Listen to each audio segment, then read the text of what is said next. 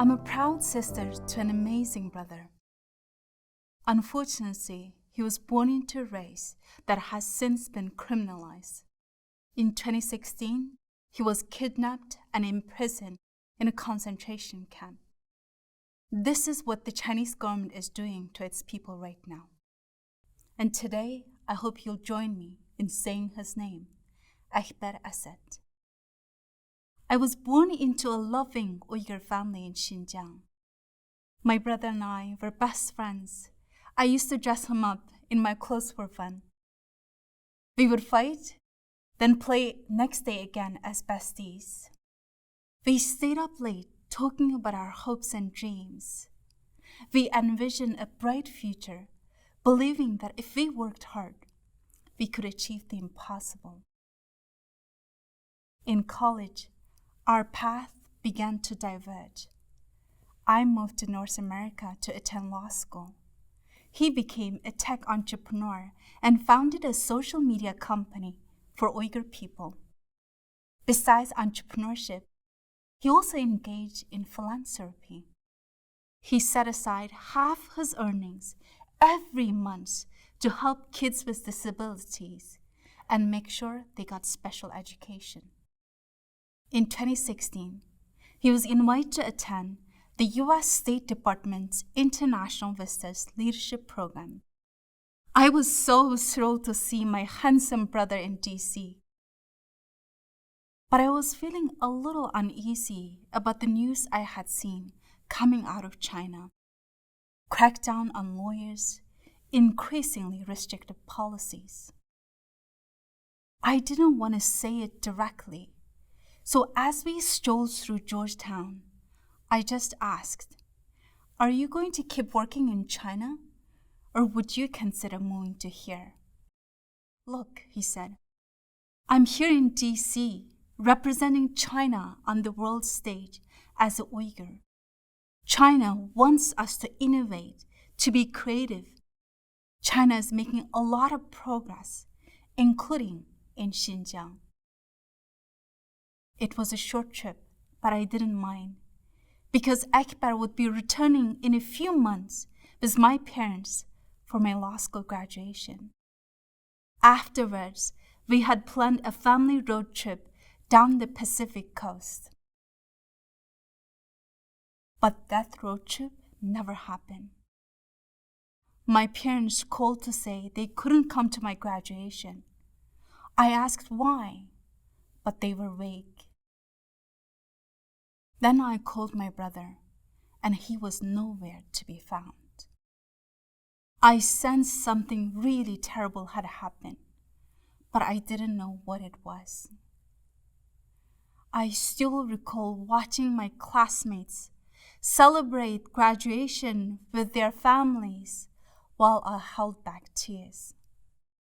I was the first Uyghur to graduate from Harvard Law School, and I was doing it alone. Somehow, I still believed in the integrity of the Chinese system and thought he would be freed. But days stretched into months and into years. I privately advocated for his release through Han friends and people in power. But I was afraid to speak publicly, knowing that the Chinese government might retaliate against my parents. Of all the people in the world, they intimately understand my pain. The brother I lost is their son. But we've never once talked about it. China's system of total surveillance makes it unsafe for them to even acknowledge that their son is missing. When we were little, Ekpar always joked that I would become a badass lawyer. But here I was, just a human being, and a helpless one. Because the cruel reality is that Ekpar was forcibly disappeared in a country where there is no rule of law. Hollywood movies and TV shows portray lawyers as heroes. But unlike in Western democracies, where lawyers actually have a shot at securing people's freedom, an attorney's role is extinguished when the fight takes place in an authoritarian country. It's been more than 5 years since we spoke to Ekpar. We got final confirmation that he was sent to a concentration camp in January 2020. From what we have been told, he's been in solitary confinement for over 2 years in Aksu, far from home. My brother, who was once charming, charismatic, and amazing dancer, is now a shadow of his former self. That's why, in March 2020, I finally became the lawyer Ekpar knew I could be. I went to the media, told his story, and created a movement around his freedom. And that's why I'm speaking now to you. Maybe you've heard about this crisis before, but it felt distant and unrelatable. I understand why. We have a name that is hard to spell and hard to pronounce. We live in the far reaches of a foreign country. But what happened to me and what happened to my brother could happen to anyone. Before the camps went up, Uyghur people lived with dignity. I had a relatively normal childhood, maybe similar to yours. But today, my people are herded into camps where they are shaved, blindfolded, shackled, and sterilized. My brother is just one of the millions of indigenous Turkic people currently detained.